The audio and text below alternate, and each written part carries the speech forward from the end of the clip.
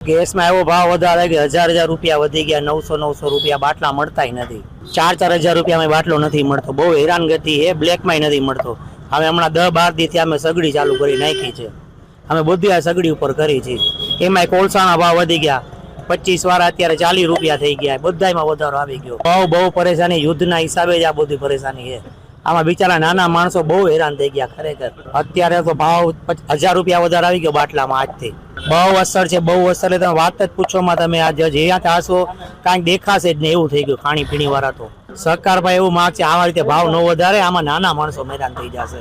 ઘણી અસર છે. બાટલામાં કાંઈક 900-1000 રૂપિયાનો ભાવ વધારો કાંઈક સંભળાય છે કે ભાઈ 900-1000 રૂપિયા ભાવમાં વધારો આવ્યો છે.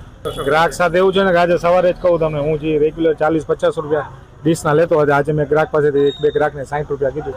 10 રૂપિયાનો ભાવ વધારો હતો. ગ્રાહકને એમ થયું કે ભાઈ કેમ ભાવ વધારો, પછી એની સાથે બધી વસ્તુની ચોખવટ કરી કે ભાઈ ગેસ મોંઘો છે ને આ મોંઘો, આ ભાવ વધારો આવ્યો થઈ ગયું.